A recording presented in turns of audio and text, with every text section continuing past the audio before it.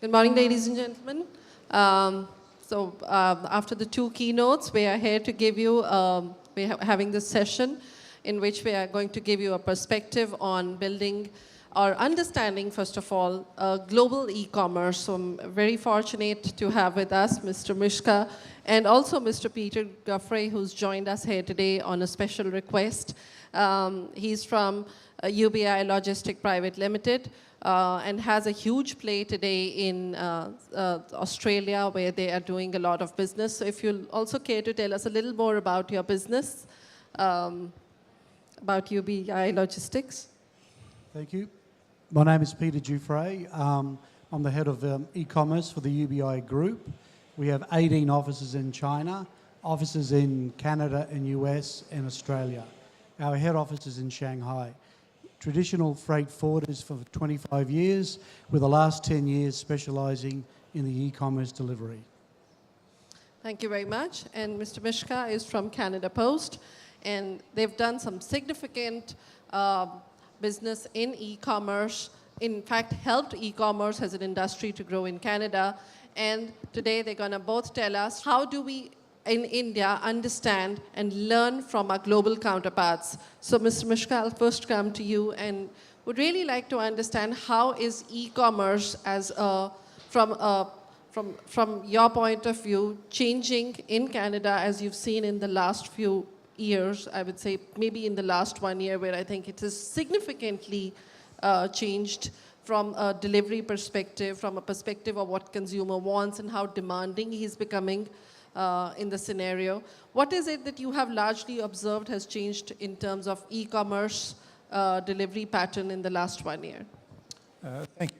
So, good morning, everyone. First and foremost, I'd like to thank SingX and Franchise India for this opportunity. I hope to basically provide you some enlightenment in terms of what we have learned at the Canada Post. Much like many postal administrations around the world, we're finding a fundamental and transitional shift in our business model. Not surprising to any of you here, letter mail is basically on the decline, and the new sunrise or the new opportunity for postal administrations is the parcels or the e-commerce business. Canada Post has been fortunate in that we were the market leaders when it came to the end delivery, obviously in terms of the B2C model. In Canada, we have a 82% market share when it comes to B2C, so we essentially own the market. And that's because of the major factor, which I think we heard earlier today, which is network capability. And 10 to 15 years ago, network capability mattered, but it didn't matter to the end consumer because the end consumer didn't control things. Fundamentally, the biggest shift has been is consumers, us, in terms of when we buy things, we now control the market. We control all the components necessary for success. So that's been the biggest shift for us, is that we've found is that in many respects before is we would talk to the shipper because they're the ones who paid the bill. That's not the case anymore. We have to pay just as much, if not more, attention to the receiver, the consumer, in terms of how do we basically bring services to the market. And that's been the biggest shift, is we have to basically deliver the value to the consumer, which is basically enhancing the brand of our shippers or e-retailers. Sure. Peter, I'll come to you. And really like to know what do you feel has changed about the Australian e-commerce in the last 1 year, and what is it about the customer that you have realized which needs for the fulfillment industry to make significant changes? Thank you. Yeah. We're lucky in Australia, the customs threshold per consumer is $1,000. So that means every item that comes in per consumer under $1,000, there's no duties and taxes. So obviously the clearance and delivery is quite quick in Australia because of this fact. The difference I've noticed is 10 years ago, many items were coming through on an untracked basis. Now, I would say, particularly with our company, 50% of all our business is a fully tracked product. Additionally to this, I've noticed a big difference on the B2B, B2C. We actually in Australia thought the B2B, B2C would not work because the B2B, B2C, when the B2B happens in Australia, it attracts a 5% and 10% duty and tax rate. So it would become more expensive to send, but we're all proven wrong because the B2C and the B2B, B2C in Australia has been an overnight success and has been a phenomenal success, particularly in the Sydney and Melbourne areas. So the biggest change I've seen mainly is the fully tracked items and obviously the success of the B2B, B2C. And would you say in Australia, I mean, as Misko has pointed out that, you know, in Canada, it's probably Canada Post controlling most of the business in terms of delivery. In Australia, how do you say the market operates? Would you say it's private and public both? In terms of market share, Australia Post has 75% of all deliveries. And this is one fact is because 40% of all consumers in Australia are not home. So the fact is Australia Post have the ability, if the consumer's not home, to go back to the post office. All other courier companies, integrators, have to work out what to do with their parcels every day for the 40% that comes back. And I will say the best companies who are making growth in this area are companies who are investing in IT. And perhaps they are the belief that apps are the only way to cure the problem. They recognise they have a problem that when the consumer's not home, how do they link up the parcel to the consumer? And technology seems the best way to do it. In India, we have a more unusual problem, which probably is not there so much in Canada and in Australia, which is cash on delivery.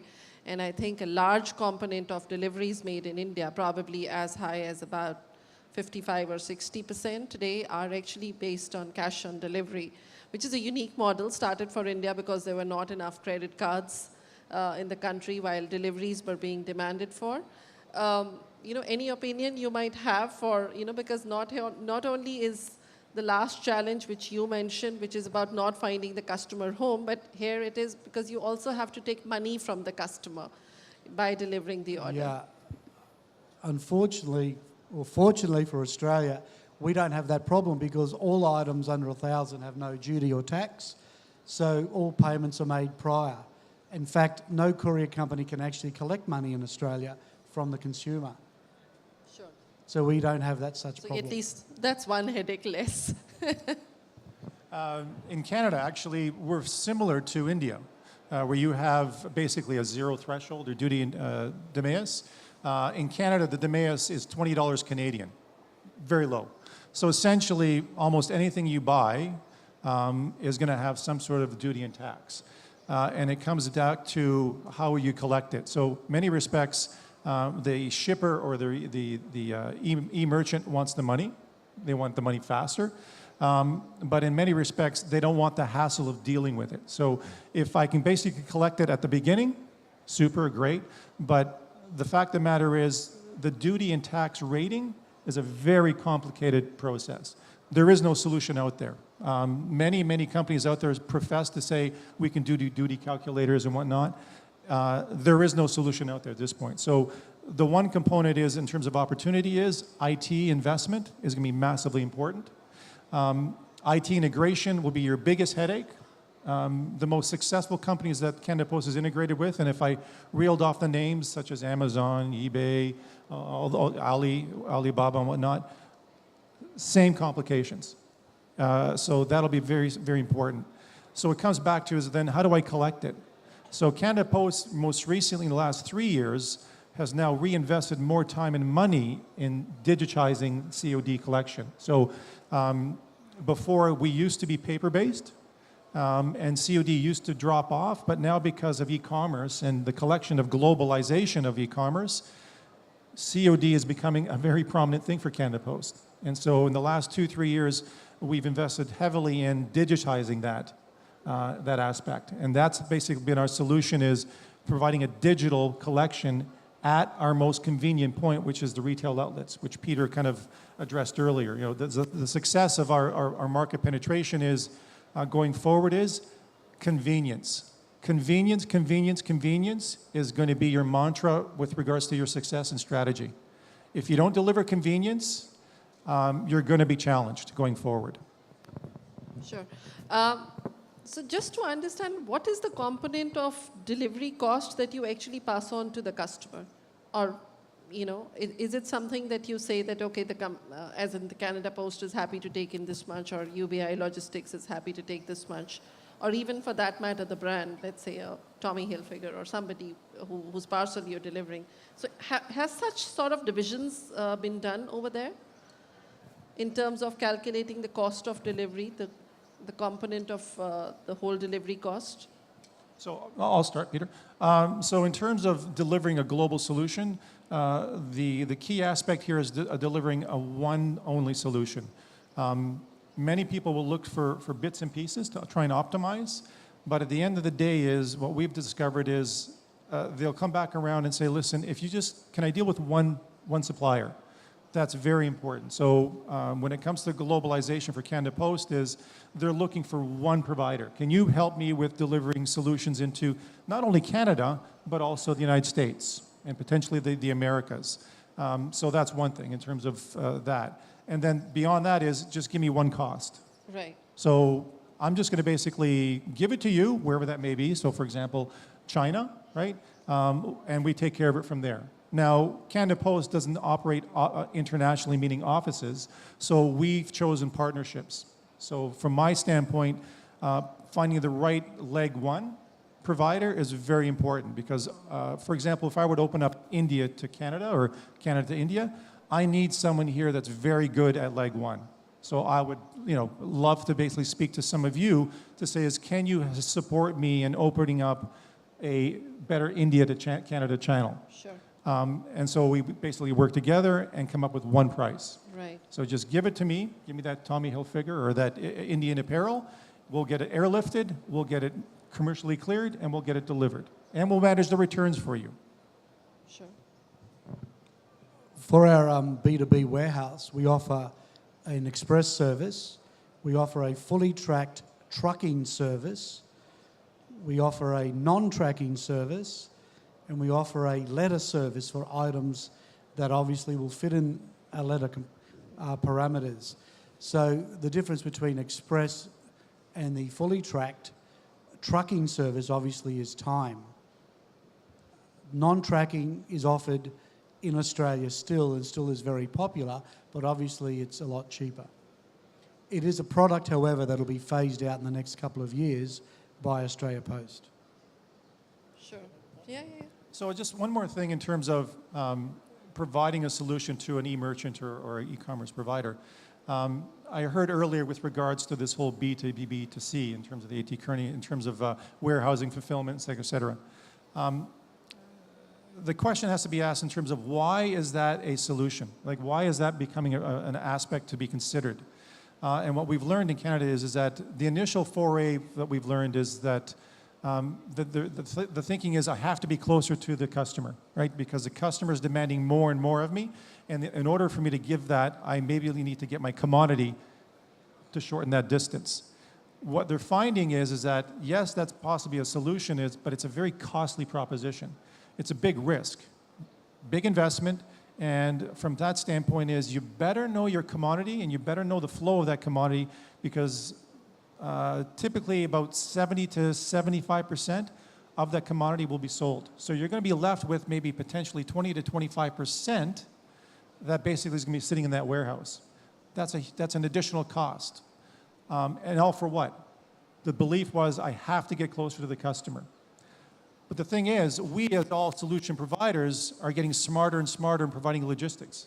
Right. So we're shrinking that end-to-end transit time. And I think that's going to be your balance in terms of the forays. Do I go to do a warehousing fulfillment model, or do I try and find a logistics solution that delivers that end-to-end service?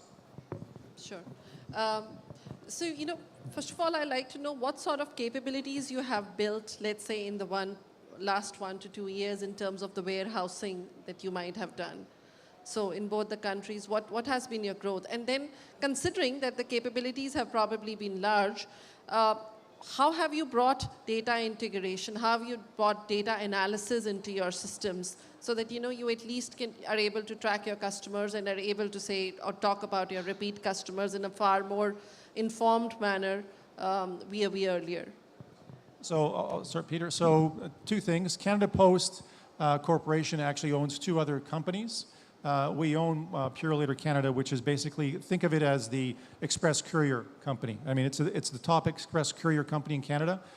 Think B2B, fast express delivery service. So we own that. And we also own UBI Logistics, which is a 3PL, so warehousing fulfillment.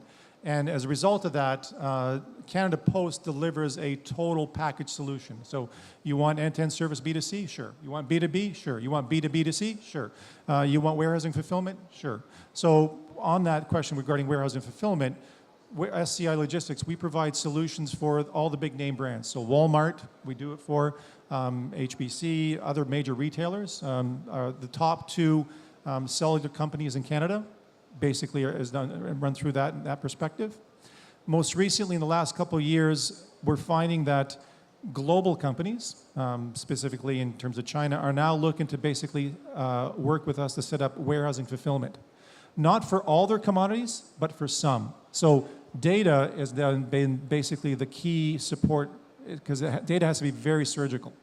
Yes. So in that respect, you have to know your data, know which of your 200,000 SKUs, maybe they put a selection of 15,000 they know that moves well, they'll move those into Canada and warehouse them. The other 180,000, they'll choose to basically do the fulfillment directly from vendor in China, for example. So it's a balancing act, but it's all supported by data.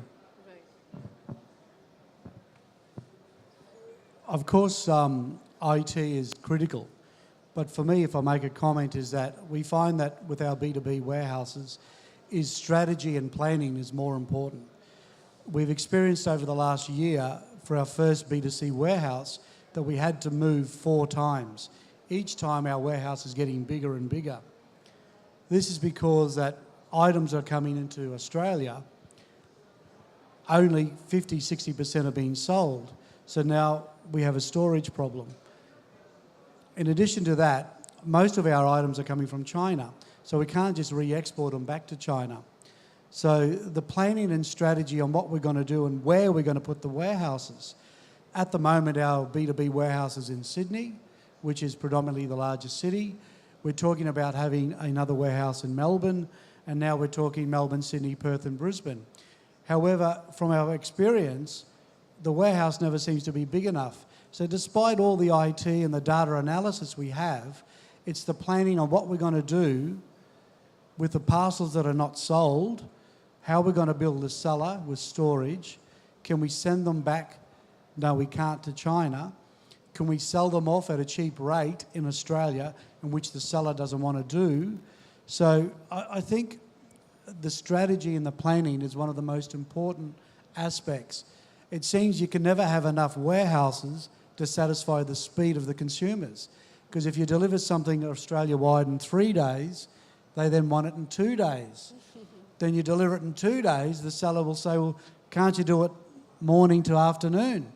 So when is enough is enough. Sure. So it's interesting.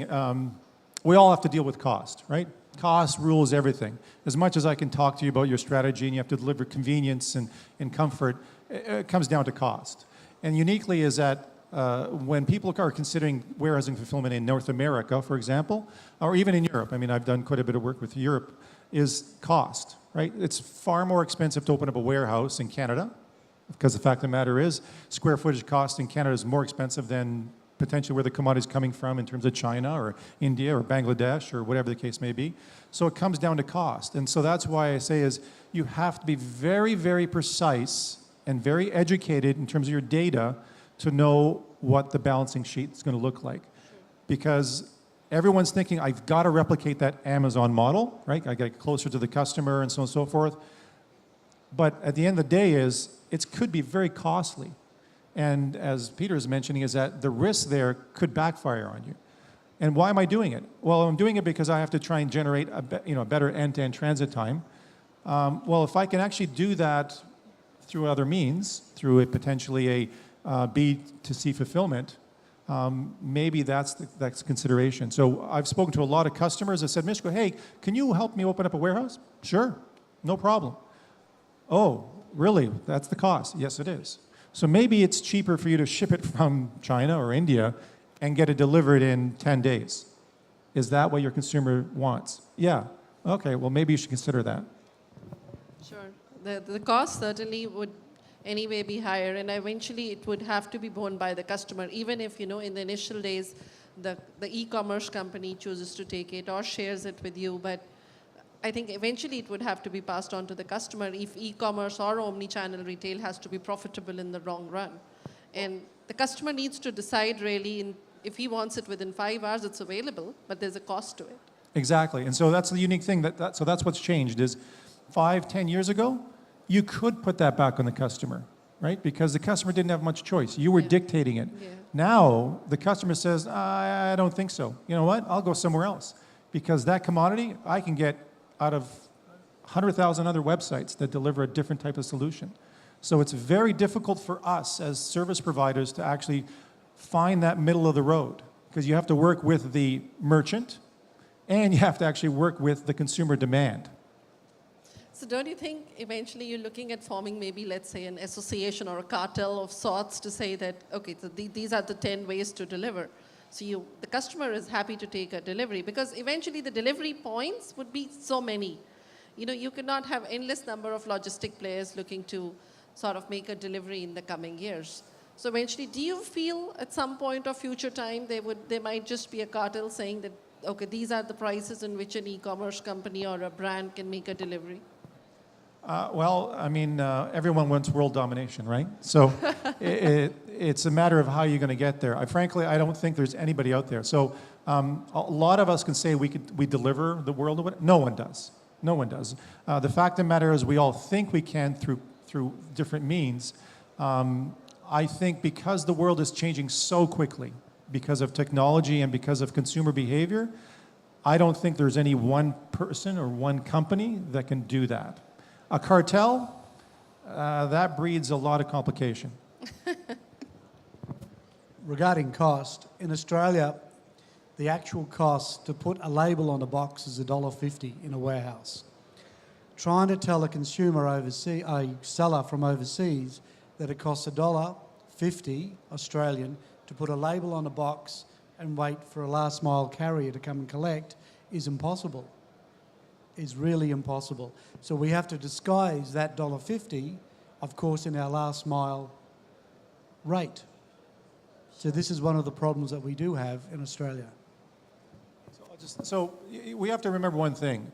What I've discovered is that myself and you as service providers, we're the biggest problem.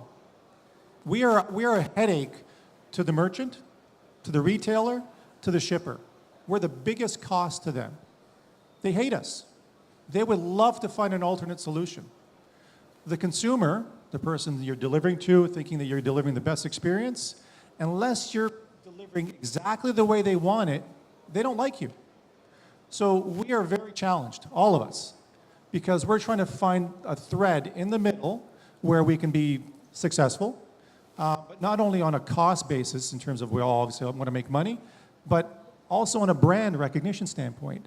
When I talk to the major brands, we meet regularly, Walmart, I'll be honest with you, Walmart, Amazon, whatever, they work with us hesitantly because, again, we like to think that we offer the best experience. Maybe they don't even have a choice. And that's why I think, I heard earlier, innovation is going to be the next new thing, because in Canada, in North America and whatnot, innovation in terms of technology, we've heard of drones. The new thing now I'm hearing is robots in terms of being delivered. Uber delivery. We've got all these basically startups coming up with all sorts of delivery models in terms of retailers are saying, you know what, order your stuff and pull up and we'll open your trunk and we'll drop it in your trunk or whatever. All these things, are they going to be successful? I'm not sure, but one of these things is going to do something to spur in the market because they're looking for an alternate solution to what we provide today. And that's because we're too costly to them. On a margin basis for the commodity, whether it's in warehousing fulfillment or direct ship, and to the consumer who's saying, I just bought that sweater and you want to charge me how much to get it delivered? No. Sure. So, there's also another aspect that I would like to touch upon. It is the customer experience. Now because you are the last yard and the last touch point to the consumer, so there's a certain way in which you're going to make a delivery. But then, we all have problems in each of these countries where you don't find the consumer home. So one is the cost aspect, wherein you went to make a delivery and the delivery could not happen, and again, the delivery would have to be done. And second is, let's say, even if you leave it to a security guard of the building or a condominiums, or the experience that the customer would get in terms of receiving the product would not be the same in terms of how welcoming or how entertaining your own delivery person would be. So how do you control that? If you're not using a postal authority, we'll go back to the post office. The only way is technology. The only way is to tell the consumer what you're going to do, or them telling you what they want you to do. Sure. It's as simple as that.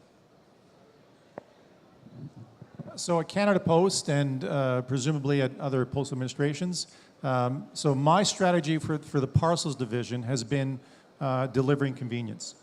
That's been my number one focus, is we have to deliver convenience, because I can't beat you on cost in terms of there's other suppliers out there that are cheaper, because in Canada Post we have a unionized workforce. In Canada we have a basically high salary rate, so we actually have a higher cost. So I can't beat you on cost. Okay, I can't beat you on innovation. So I don't have the investment to basically invest a ton of money in things like that. But where I can beat you on is on convenience, delivering what the market wants in terms of the consumer and the shipper. So from that standpoint, when it comes to brand extension, is my goal from a strategy perspective is to work with the shipper. So let's call it Tommy Hilfiger, Sears, Walmart. Is I actually want to be part of their strategy. I want to work with their strategy department to deliver their brand. So if their brand says, you know what, I want you to deliver convenience, how do I deliver convenience? If I can deliver in terms of convenience, in terms of, Misko, can you deliver at nighttime? Okay, we'll look at that. Can you deliver on weekends? Can you give my consumers choice in terms of, I don't want you to deliver to my front door, I want you to deliver to my side door. So now we're talking about preferences. Can you tell me when you're going to deliver it?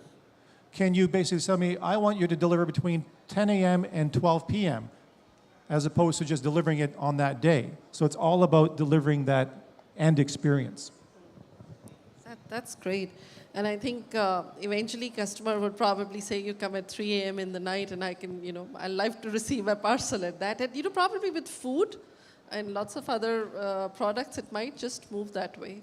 So I'll just give you a quick one thing. Is delivery agents like to do, delivery agents are people, right? They're individuals. And we discovered, we used to get a whole bunch of calls in from BC about talking about this one delivery agent. And we're going, well, why are we getting all these calls? It must be bad, right? So we look into it, and we find out that this delivery agent was going in and delivering the package, and because he knew his people, he was actually going in, opening up the package, and basically pulling the items out for elderly people. So these elderly people were ordering pills and whatnot. He would go in, deliver the package, open up the package, and basically take the stuff out and give it to the individuals.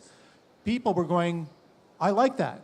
So now we're going, oh geez, do we have to actually start doing that? Actually, not only delivering to the door, knocking on the door saying, hey man, would you like me to open this package for you and take out the apparel, right?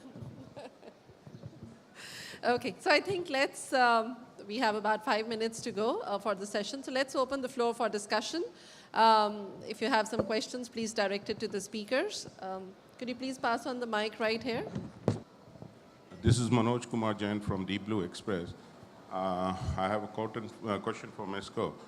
Can you tell me that, as you know that in US, for all the commodities which are below $800 is duty free.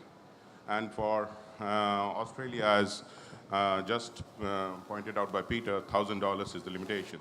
Now in Canada, the $20 limitation, isn't it too low? Is the government doing anything to take up that value? So I'd love to tell you that we're going to increase it.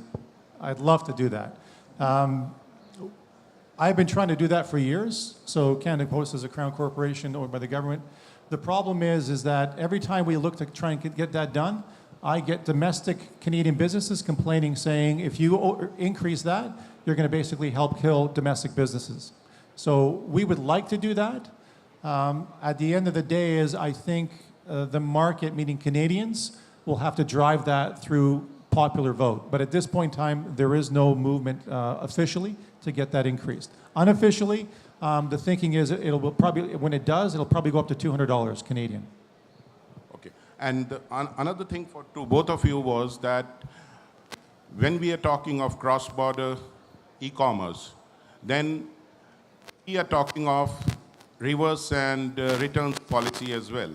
Now, when it is a returns and reverse policy, how do you see getting the customs duty and VAT refunded to the shipper or to the buyer?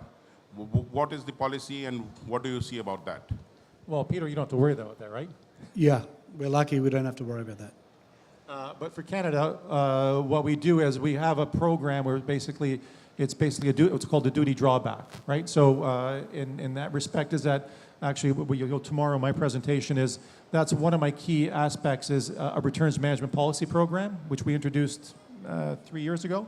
It's one of the key success stories is that returns management is huge when it comes to returns on an international level.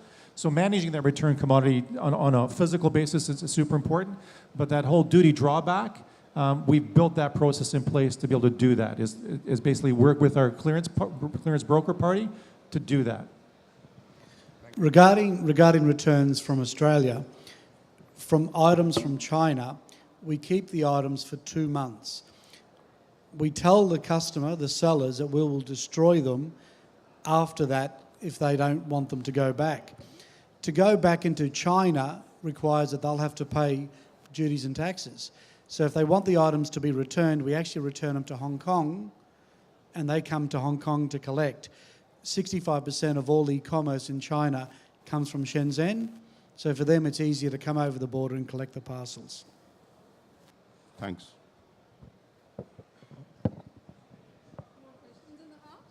Any more questions? Okay, I have one more to both of you. You know, India is just getting ready for parcel lockers in condominiums and in homes and probably buildings. So, I understand that both Canada and Australia, it's already been in existence. So what is your experience of them? What do they add to the cost? What do they bring to the convenience? What do they bring to customer experience? So in Canada, when we talk about parcel lockers, just by definition, I just want to clarify. Parcel lockers, for example, in Europe, are basically units that are set likely in public areas, train stations, bus stations, et cetera, or on the street. In Canada, we do not have parcel lockers by that definition. So in Canada, 50% of the population live in apartments and condominiums, and in those, there are parcel locker units, meaning it's an enclosed area. So Canada Post is the only authorized agent to actually go in there. So we have the distinct advantage to deliver 50% of the population to that. Parcel lockers, by definition, as I just said earlier, is non-existent in Canada. We've looked at it the last 5, 6, 7 years, spoken to many agencies. Canadians just don't need it. Because of the delivery experience that we provide, 82%, in terms of if 67% of the Canadians aren't home during the day. So the retail outlet of Canada Post is within 88% of the Canadian population is within 2.5 kilometers of one. So it's very convenient. So a locker is not that important to them. Whereas in Europe, by virtue of density, because traffic flow, most people basically flow by trains or subways, that's where that's a success. In North America, we still love our cars. We love to get in our cars and drive everywhere, so having a locker is not that important. Same as Australia. Parcel lockers are not very popular. They're mainly in the metro areas of Sydney and Melbourne. With Australia Post, again, they go back to the consumer's home. And with the courier companies, they prefer to leave the parcel at a news agency or at a service station. Lockers have been invested, but because Australia is quite large, it seems like it's quite costly, and it doesn't seem to be all that popular. So any last question in the house? Well, so I guess we're going to have to close the session right here. Thank you very much, Mr. Misko. Thank you very much, Peter, for Thank you. sharing those great insights with us.